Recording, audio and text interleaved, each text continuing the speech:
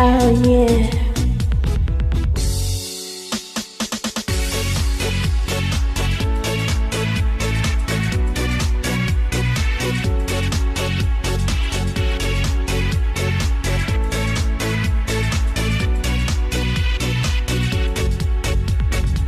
Rồi mong sẽ trái từ nay là trái, rồi có gió hai là của chim trên, vì mỗi chỗ lành hay thì có sẽ chờ,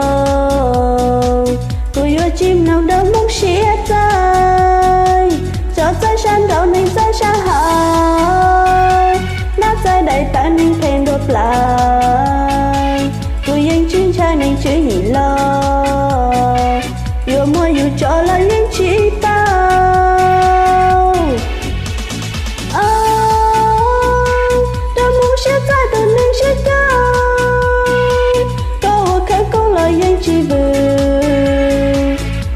Chân sư lấy những chỉ lên giờ kêu anh này yêu chốn dân dân sao tao chơi lo nhìn nhớ đây to sao tao chơi mê nhìn nhớ đây địa từ nay chỉ chơi nhìn nhớ xem bảo lũ cô từ nay yêu lũ xem những chỉ dân.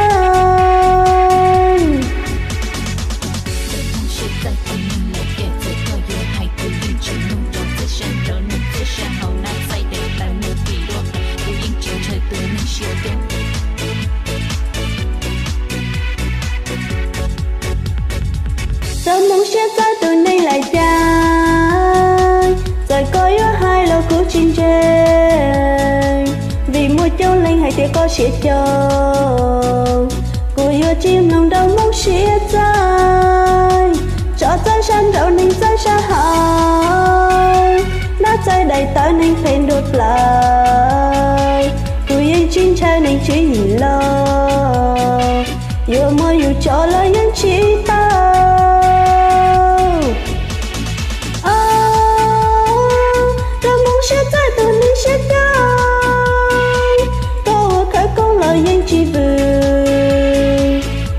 Chốn sư lấy những chỉ lên giờ kêu anh này như chốn dân dân sao tao chơi lo nhìn nhớ đây to